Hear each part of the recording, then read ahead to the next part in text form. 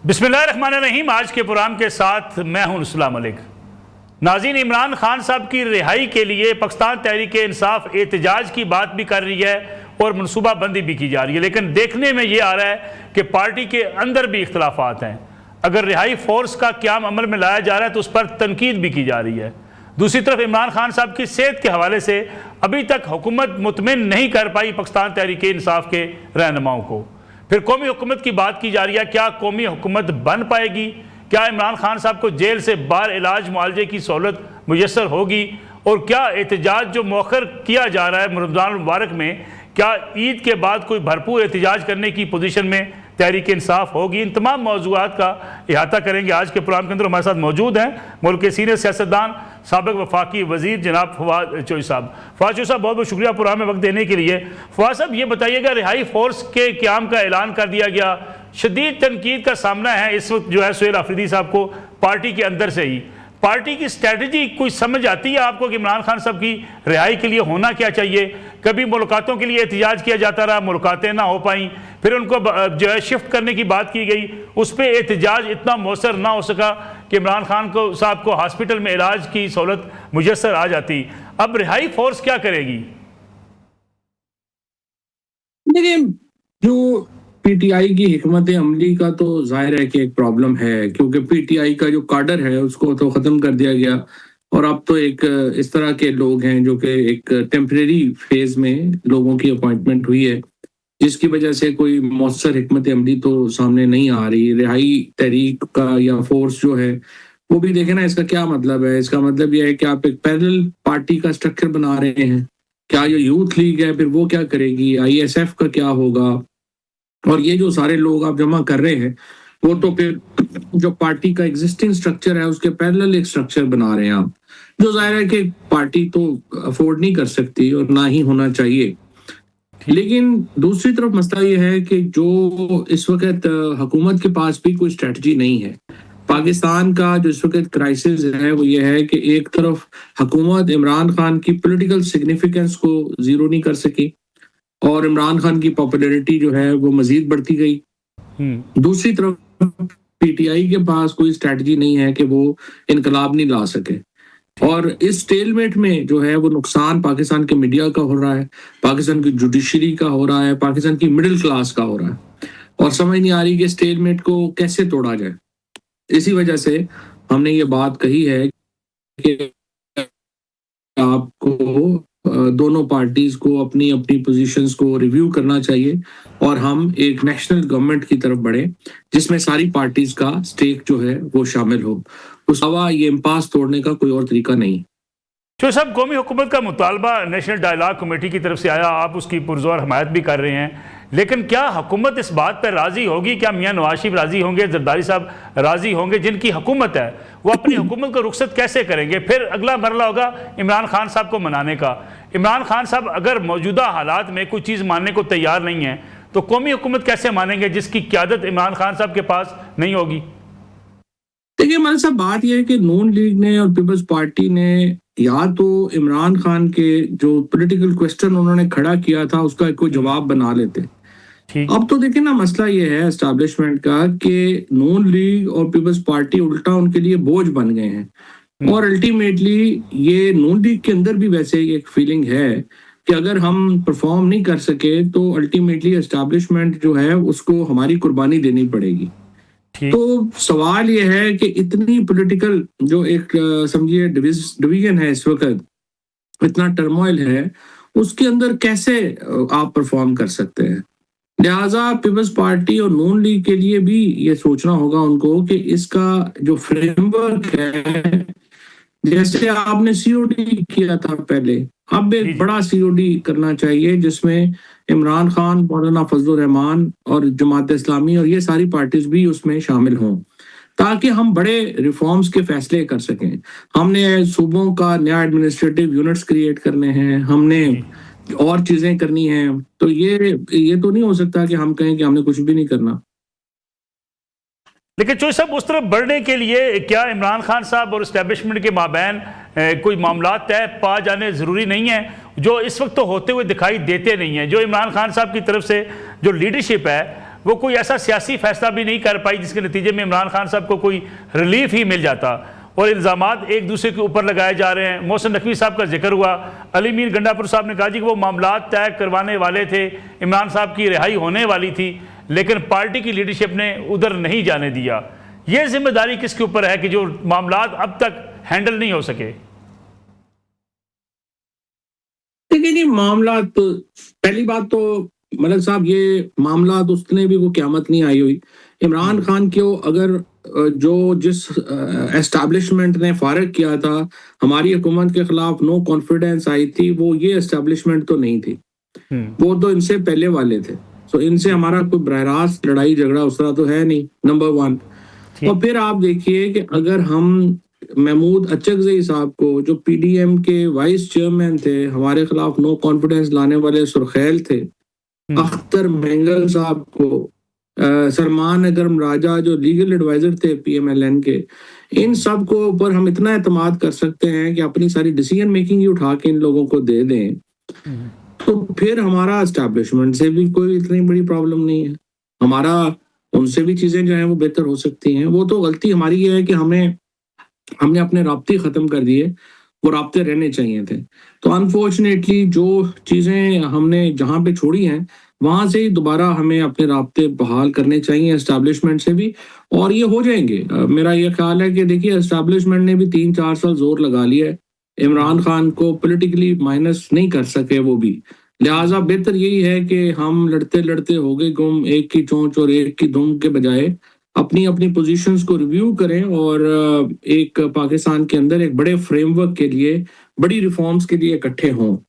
और वो बड़ी इंपॉर्टेंट है, आपके सामने ही है कि देखें जो रिजर्वॉयर्स जिस तरीके से इंडिया ने बनाने शुरू कर दिए हैं, अगले 6-8 महीनों में आपको बड़ा पानी के ऊपर आपको अपनी पॉलिसी चेंज करनी पड़ेगी। और फौज की और पीटीआई की, पीएमएलएन की, इसके ऊपर एक ही पॉलिसी है, मुख्तलिफ नहीं है।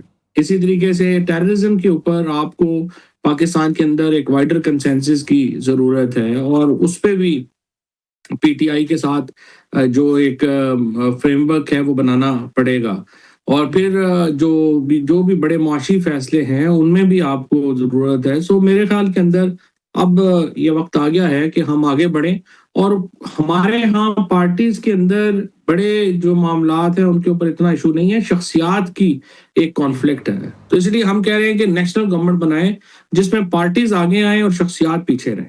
चौधरी साहब, जो आपने मसाइल बयान के, यकीनी बात है ये मसले हैं, इस पर कोई कंसेंसस भी होने की ज़रूरत तो है, लेकिन ये जो आपने कहा राब्ते बहाल हो सकते हैं एस्टैब्लिशमेंट के साथ, ये करेगा कौन? अगर इस वक्त जो देखा जाए, पीटीआई जो है एक दूसरे के ऊपर इल्ज़ामात में लगी हुई है। अली मीर गंडापुर साहब जो हैं सुहेल आफरीदी साहब को आड़े हाथों ले रहे हैं, और अली मीर गंडापुर साहब के खिलाफ जो है वो बयान देखने में आ रहे हैं। इन हालात में कौन आगे बढ़ के किरदार अदा करेगा? आपने मुतालबा कर दिया कौमी हुकूमत का, जो कोट लखपत में जेल में बंद हैं सीनियर सियासी रहनुमा, उनकी बात सुनी नहीं जाती। पार्टी की लीडरशिप है किसके हाथ में? लेकिन ना, पार्टी की लीडरशिप तो इस वक्त इधर उधर से, ये तो खान साहब ने गलती की ना कि उन्होंने ऐसे लोगों को पार्टी थमा दी जो कि बिल्कुल ही मिनियंस थे, जिनकी कोई पॉलिटिकल हैसियत नहीं थी। उसका उन्हें भी बड़ा नुकसान हुआ है, और वहां पे भी रियलाइजेशन है पीटीआई के अंदर भी, इमरान खान साहब के में भी, कि ये जो उन्होंने लोगों को दिया है जाहिर है वो पूरा नहीं उतरे। और उसके बाद और ब्लंडर ये हो गया कि पीटीआई की लीडरशिप ही आउटसोर्स कर दी तरीके तहफ़्फ़ुज़ आइन वालों को, जो कि जिस तरह मैंने आपको बताया कि वो पिछली एस्टैब्लिशमेंट के साथ मिलके उन्होंने इमरान खान के खिलाफ नो कॉन्फिडेंस लेके आए थे, और उन्होंने उसके ऊपर कभी अपनी माफी नहीं मांगी। जो उनका किरदार पिछली एस्टैब्लिशमेंट के साथ मिलके हमारे खिलाफ जो नो कॉन्फिडेंस लाने का था, उस पर तो उन्होंने कभी माफी नहीं मांगी। लिहाजा उनको आउटसोर्स करना भी तो एक बड़ी ज्यादती वाली बात थी, चंबे वाली बात थी। बट नॉनदलेस मेरा यही ख्याल है कि मौजूदा एस्टैब्लिश अली अमीन गंडापुर साहब के अच्छे राब्ते हैं, बैरिस्टर मोहम्मद अली सैफ के अच्छे राब्ते हैं, और लोग हैं उनके बड़े, महमूद मौलवी साहब के अच्छे राब्ते हैं, बहुत सारे लोग हैं जिनके अच्छे राब्ते हैं, और ये लोग हैं जो अपना किरदार अदा कर सकते हैं, और वो तैयार हैं, वो ये रोल अदा करने को तैयार हैं। कि वो, हम सिर्फ ये चाहते हैं कि देखिए, ये जो रोल अदा करने हैं, ये नहीं होना चाहिए कि जो रवायती पाकिस्तान के अंदर एक सियासी जमात जो है वो एस्टैब्लिशमेंट से मिल जाए और फिर बाकियों को छुरा मार दे। ये 75 साल में हमारी पॉलिटिक्स ये रही है, ये नहीं होना चाहिए। होना ये चाहिए कि सारी सियासी जमातें जो हैं वो मिलकर एक फ्रेमवर्क तय करें एस्टैब्लिशमेंट के साथ, और हम पाकिस्तान को आगे ले जाने की जो बात है, जो कोशिश है, जो सही है, वो हम करें। और मेरी नज़र में ये कौमी हुकूमत के अंदर मुमकिन होगा, जहाँ पे शख्सियात के बजाय पॉलिसीज जो हैं वो मैटर करेंगी, और हम नया एनएफसी अवार्ड शेप कर सकेंगे, हम नए एडमिनिस्ट्रेटिव यूनिट्स की जी बात जी। कर सकेंगे, हम पानी के ऊपर बात कर सकेंगे। ये सारी चीजें तभी मुमकिन होंगी जब शख्सियात के बजाय पार्टीज आगे होंगी। तो सब आपने बड़ी आइडियल सूरत हाल का जिक्र किया। मैं एक छोटी सी कमर्शियल ब्रेक प्रोग्राम में शामिल कर लूँ, फिर इस पर मैं आपसे पूछना चाहूँगा कि ये मुमकिन होगा कैसे? क्या सियासतदान इतने जो है वो मैच्योर हो चुके हैं कि वो इन हालात को देखते हुए सारे मिल बैठ के कोई रास्ता निकाल सकते हैं? इस पर बात करते हैं ब्रेक के बाद। प्रोग्राम में एक बार फिर खुश आमदीद। चौधरी साहब, जिस नज़रिए का आप जिक्र कर रहे हैं, अगर हम तारीख पर नज़र दौड़ाएं तो हमें लगता है कि सियासतदानों ने हमेशा एक को कोनी मार के अपना रास्ता बनाया है। कभी कोई सियासतदान मिल बैठे नहीं है किसी भी ऐसे इशू पर कि जिसके नतीजे में जो है वो सियासत, जमहूरियत मजबूत हो। आपको लगता है, आप बड़े एक जो है वो जिस चीज़ का जिक्र आप कर रहे हैं बड़ी आइडियल तो है, लेकिन क्या सियासतदान इतने मैच्योर हो चुके हैं? पहली बात तो ये है कि ये जो फॉर्मूला है, इसके जो मेन प्लेयर्स तो हैं इमरान खान और एस्टैब्लिशमेंट, और अगर वो दोनों इस पे राजी हो जाते हैं तो फिर जरदारी साहब और नवाज शरीफ को मनाना जो है वो आसान भी होगा, और उनको मानना भी पड़ेगा। Frankly they don't have many options, क्योंकि उनकी जो पॉलिटिक्स है वो इतनी उन्होंने हर्ट कर ली है कि वो एस्टैब्लिशमेंट की लाठी के बगैर उनका फैसला करना जो है, अपनी खुद करना जो है वो बड़ा मुश्किल है। नॉनदलेस अगर ये दोनों फ्रीक मान जाते हैं तो फिर हमारी नज़र में एक बड़ा फ्रेमवर्क जो है वो बनाने में प्रॉब्लम नहीं होगी, और उस फ्रेमवर्क में हम एक तरीका तो यही है कि आप यही कहें कि मैं ना मानूं वाली सूरत हाल चलती रहे। उसमें तो फिर वही होगा कि ये लड़ते लड़ते हो गई गुम, एक की चोंच और एक की दुम। अगर हमने इस वक्त, जिस तरह मैंने आपको बताया कि मजबूरी पाकिस्तान की ये है कि अगर आपने बड़े रिफॉर्म नहीं किए तो आपका जो इस वक्त पावर सेक्टर का क्राइसिस है वो अकेला ही आपकी इकोनॉमी को डुबोने के लिए काफ़ी है। लाइकवाइज अगर इंडिया के डैम्स के ऊपर आपने अपनी रिजर्वॉयर्स का एग्रीमेंट नहीं आप बना पाते तो अगले ज़्यादा लंबी बात है ही नहीं, ये तो सिर्फ चंद महीनों या चंद सालों की बात है। तो इसलिए आप इसमें जो लीडरशिप है सारी, उसको भी आप जानते हैं, आप सारे हालात को भी देखते हैं। ये जो मुज़ाकरात की बात होती रही माजी में, डील की ऑफर की बातें भी होती हैं, राना सुनाला साहब इसका जिक्र करते हैं। आपको लगता है रुकावट क्या है? कौन सी ऐसी चीज़ है जो आड़े आ रही है कि बर्फ पिघल जाए? देखिए, अभी तक एक तो प्रॉब्लम ये हुआ कि पीटीआई में से तमाम वो लोग जो कि कोई पॉलिटिक्स कर सकते थे उनको ठुड्डे मुक्के मार के निकाल दिया गया।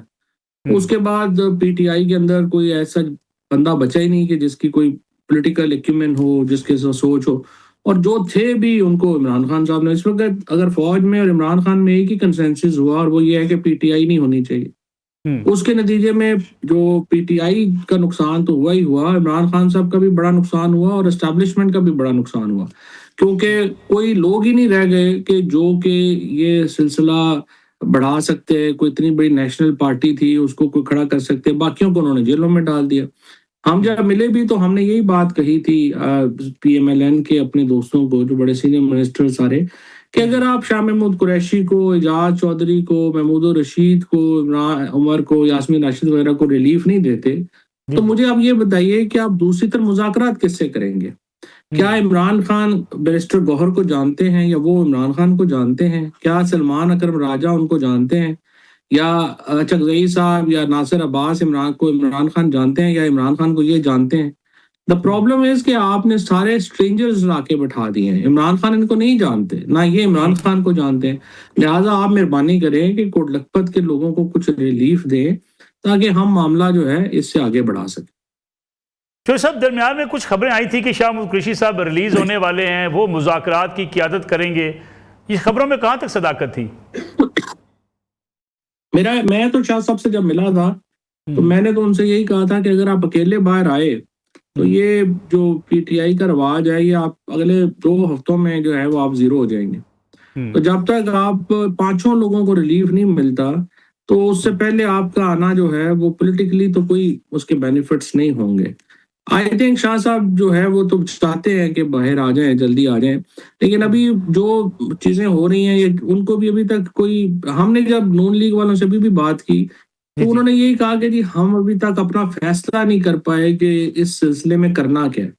तो जी यस, लिप सर्विस वो कर रहे हैं, लेकिन अभी तक उनको भी डिसीजन मेकिंग में, मुझे ये लगता है, मेरा पर्सनल ये ख्याल है कि अभी तक जो powers to be and PMLN दोनों कंफ्यूज हैं कि आखिर इसको हमने इसकी एंड गेम बनानी क्या है। चौधरी साहब, बाज हमें रहनुमा जो पीटीआई के मिलते हैं वो भी इस बात को इकरार करते हैं कि हम सोशल मीडिया के दबाव में आ चुके हैं, इसलिए हमसे कोई बेहतर फैसले नहीं हो पा रहे। आपको भी लगता है ऐसा है? देखिए, वो इसलिए वो दबाव में आ गए ना कि ये नए लोग हैं, हम्म। इनको सोशल मीडिया का भी नहीं पता, इनको ये भी नहीं पता कि ये तो देखे ना, अगर एक अकाउंट, अपने 15 अकाउंट बनाए हुए हैं किसी ने और वो नीचे जो मर्जी लिखता जा रहा है, तो हम्म। उससे ये तो नहीं आपकी जो फैसले साजी मुतासर हो सकती। आपने अपने फैसले अकल फहम दानिश पे करने हैं, कोई ये तो नहीं कि जो अपना कोई अब्यूजिव अकाउंट्स के प्रेशर में आके जो है वो आपने फैसले करने हैं। इसका तो बड़ा नुकसान हुआ है। 3 साल में इन लोगों ने क्या कर लिया है, मतलब गालियां निकालना तो कोई स्ट्रेटजी नहीं है ना। तो गालियां निकालने वालों ने क्या कर लिया है, कुछ भी नहीं, ना उनकी अपनी कोई हैसियत है ना कुछ, और ये इसलिए हुआ कि बड़े कमजोर लोगों को लगाया गया जो फैसला करने की सलाहियत नहीं रखते थे। चौधरी साहब, जब मुश्किल वक्त था तब इमरान खान साहब ने फैसला किया कि वकला जो हैं वो बड़ी बहादुरी का किरदार अदा कर सकते हैं। अहमद खान साहब को आगे किया गया और ये कहा गया जी कि वकला को टिकट्स भी मिलेंगे, पार्टी भी उनके हवाले की जाएगी ताकि कानूनी जंग भी जीती जा सके। आप समझते हैं कि वकला के हवाले करने के बावजूद जो कानूनी सपोर्ट हो सकती थी वो भी इमरान खान साहब को ना मिल सकी? नहीं, वो तो सारा तबाह बर्बाद इन्होंने कर दिया। हामिद खान ने जब सेनेट की बारी आई तो हामिद खान साहब ने बाकी किसी को नॉमिनेट करने के बजाय खुद कैंडिडेट बन गए। जब पाकिस्तान बार कौंसिल में सीट खाली हुई तो बजाय इसके कि अहमद अवैस साहब जैसे लोग जो सीनियर लोग थे उनको नॉमिनेट करने के बजाय सलमान राजा खुद जो है वो बन गया। तो अब भी जो टिकट्स दे रहे हैं बार काउंसिल्स में, आप देखें ना, लोगों को टिकट देते हैं, वो इलेक्शन जीतते हैं दूसरी तरफ चले जाते हैं, क्योंकि वहां पे पैसे लेके टिकट दिए जा रहे हैं, पैसे लेके चीजें होती हैं। अब लाहौर हाईकोर्ट बार का इलेक्शन हो रहा है, आप देखें दोनों प्रेसिडेंट और सेक्रेटरी का जो कैंडिडेट है वो नून लीग के लोगों को लगा दिया गया, कि उनको आईएलएफ की सपोर्ट दे दी गई, जिनके बारे में हर एक को पता है कि उन्होंने अगले हफ्ते जीत के नून लीग में चला जाना है। तो इसलिए जो लॉयर्स पॉलिटिक्स थी उस पर भी इमरान खान ने जिन घोड़ों पे इंहिसार किया, यानी हामिद खान हो गया या सलमान राजा हो गया, उन लोगों को तो एबीसी, उनको तो वकील नफरत करते हैं दोनों से, क्योंकि वो तो कभी किसी से, ये जो इलेक्शन जीते हैं एहसन जी बोन जी। साहब जीते हैं या आजम नजीर तारड़ जीते हैं, ये ऐसे नहीं जीते। आप भी पुराने, जी जी। वो एक एक वकील का उनके साथ ताल्लुक है, वो उनकी जीने मरने में शामिल होते हैं, उनके साथ जाते हैं, बैठते हैं, पर्सनल रिलेशनशिप्स हैं, and this is how the politics works. तो ये तो नहीं कि आपने दफ्तर में बैठ के जो है वो कर दिया और अपने जब सीटें खाली हुई तो खुद आप इलेक्ट हो जाए, बाकी किसी को आने ना दें। और इसके साथ साथ वकीलों की जो, ये जो वकील थे, ये तो सारे बेसिकली वकील भी नहीं थे, ये तो डील मेकर्स हैं, सारे कॉर्पोरेट लॉयर्स हैं, इनको वकील भी कोई नहीं मानता। तो बड़ा नुकसान हुआ पीटीआई को इस सारे। जो सब ईद के बाद एहतजाजी तहरीक कोई मोमेंटम पकड़ सकेगी इमरान खान साहब की रिहाई के लिए? लेकिन ये पाकिस्तान के अंदर फासला लोगों में और हुकूमत में बहुत है। पीटीआई की तहरीक का तो मुझे नहीं पता, लेकिन मैं आपको ये बता दूं कि जितना फासला है, कोई भी छोटी चिंगारी जो है वो अलाव बन सकती है। किसी भी हुकूमत को इस बात के ऊपर अपनी पॉलिसी, पहले इनकी सारी मिथ ये थी कि जो मर्जी हो जाए इमरान खान तो हफ्ता जेल नहीं निकालेगा। उसने जिस तरीके से, जिस बहादुरी, जिस इस्तकामत का मुजाहरा किया, आप इनके पास उसका जवाब नहीं। फिर इन्होंने हम सब को ठुड्डे मुक्के मार के निकाल के सोचा कि पीटीआई खत्म हो जाएगी, एमकेएम बन जाएगी। वो 8 फरवरी को पता लग गया कि वो पीटीआई तो पहले से भी बड़ी हो गई है। अब टोटल इनसार सारी मिथ ये है कि कुछ भी हो जाए, ये बाहर, लोगों ने बाहर नहीं निकलना, वो भाई निकल आए तो अंदर को वापस कौन भेजेगा। तो ये एक बड़ी खतरनाक, आई वुड से, कि एक है एनोलॉजी जिसके ऊपर हुकूमत की सारी पॉलिसीज बन रही हैं, जो आई थिंक बड़ी डिसरिस्पेक्टफुल है टू द पीपल। और इसमें मैं ये नहीं समझता कि पीटीआई की तहरीक, लेकिन फासला अवाम में और हुकूमत में बहुत ज्यादा है। कुछ भी हो गया ये बड़ा मसला बन जाएगा। तो सब नेशनल डायलॉग कमेटी जो है वो इमरान खान साहब यानी पीटीआई और इस्टेब्लिशमेंट के माबैन ब्रिज का किरदार अदा करने की कोशिश कर सकती है?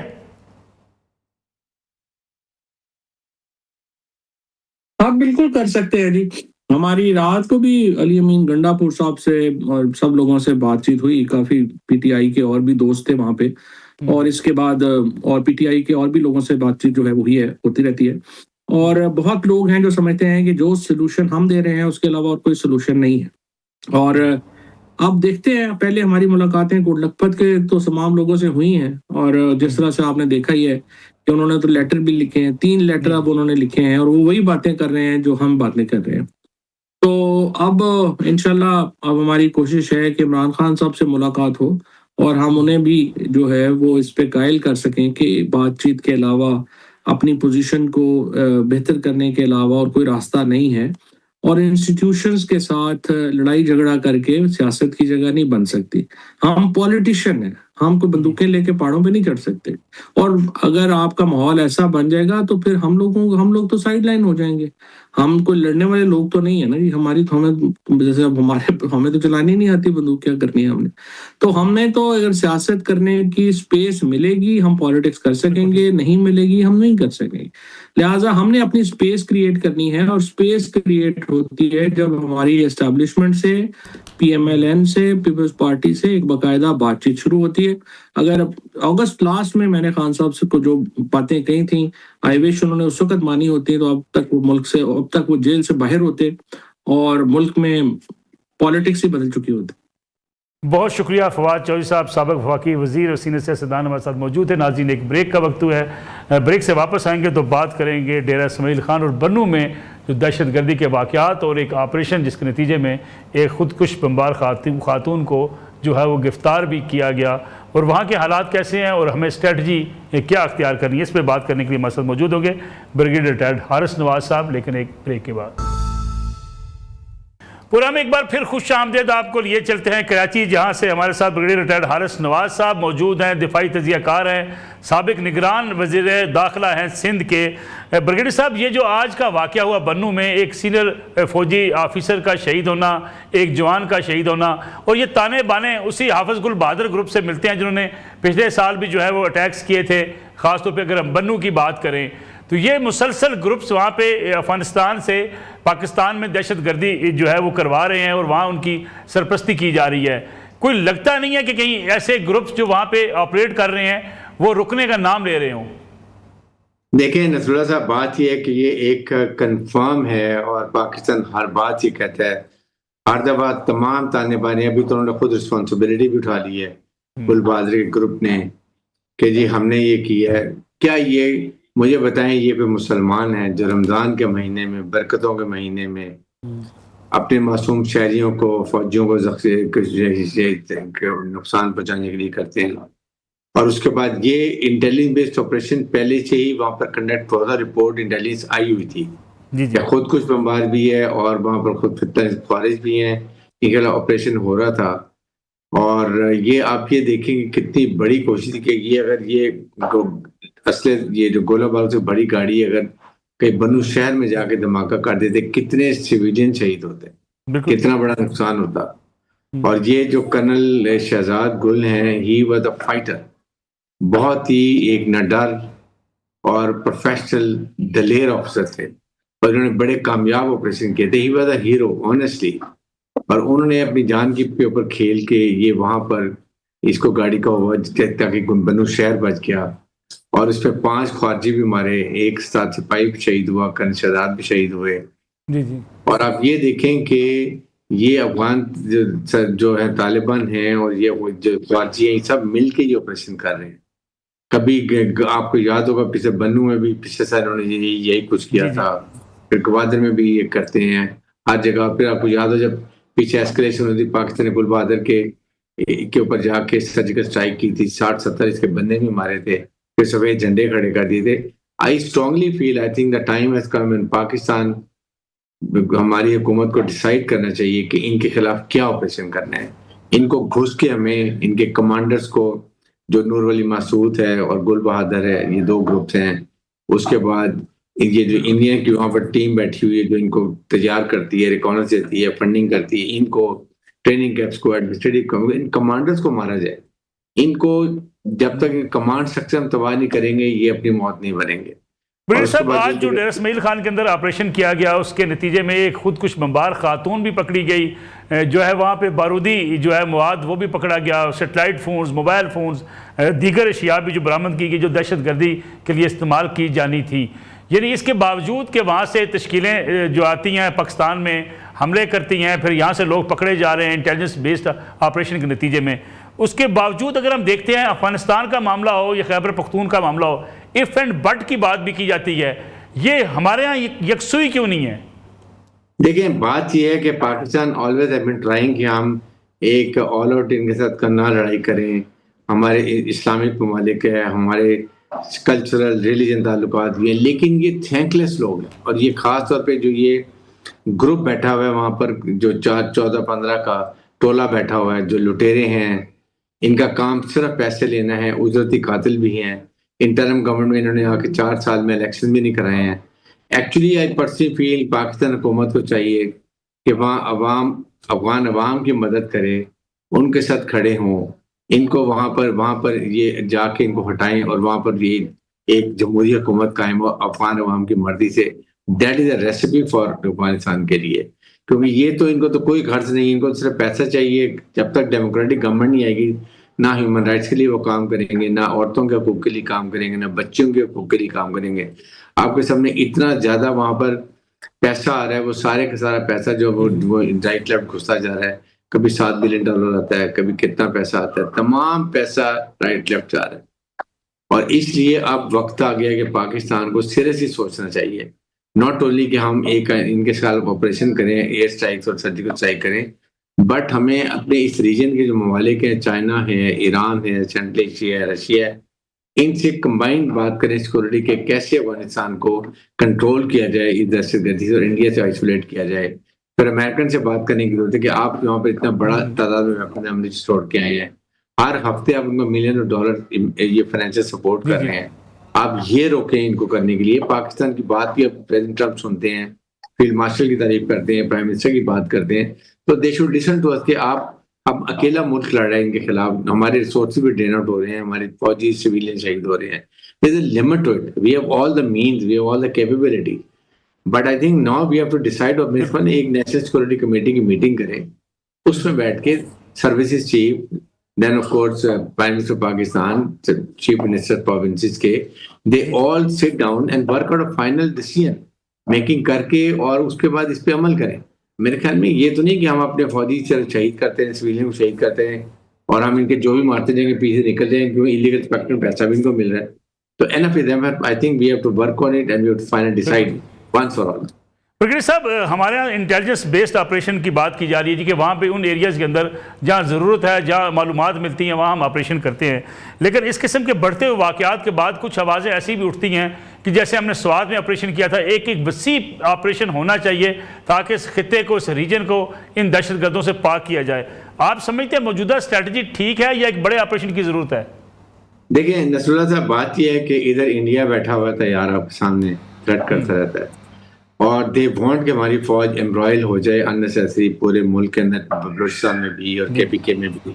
इससे बेहतर है कि इंटेलिजेंस बेस्ड ऑपरेशन हम करें, जहां मिलती है वहां हम जरूर जाते हैं। 200-250 ऑपरेशन पर डे हम ऑपरेशन कर रहे हैं और ये this is the best answer है इनकी। लेकिन साथ में जो इनके कमांड स्ट्रक्चर है ना, we have to go for it. और वो हमारे पास मीन्स हैं, हमारे पास ड्रोन्स हैं, हमारे पास सर्जिकल एयर स्ट्राइक्स हैं, हमारे ग्राउंड फील्ड ऑपरेटर्स वहाँ बहुत हैं, उनके थ्रू भी हम इनको सॉर्ट आउट कर सकते हैं। So it has to be combination of effort, kinetic and non kinetic operation. जब ये मिला के करेंगे, ये खुद सफेद झंडे खड़ेंगे, ये पाकिस्तान गुट्टी, ये डंडे की जुबान समझते हैं। थैंकलेस गांधी, मैं आपको बताऊं, ये हमें अफगान अवाम की बहुत इज्जत है, लेकिन ये उनको खुद समझना चाहिए कि खुद खड़े हों, इनको हटाएं, इनकी जगह पर अपनी एक डेमोक्रेटिक गवर्नमेंट लेके आए, अपनी मर्जी की हुकूमत लेकर आए और फिर आप ये, ताकि अफगानिस्तान पाकिस्तान ताल्लुकात भी अच्छे हैं और ये जो प्रॉक्सीज घुसी हुई इंडियंस की वो खत्म हो सके। बिल्कुल ठीक है। ब्रिगेडियर हारिस नवाज साहब, बहुत बहुत शुक्रिया आपको प्रोग्राम में वक्त देने के लिए। नाज़रीन, ये आज का प्रोग्राम था, इंशाल्लाह कल आपकी खिदमत में दोबारा हाजिर होंगे। इजाज़त दीजिए, अल्लाह हाफिज़।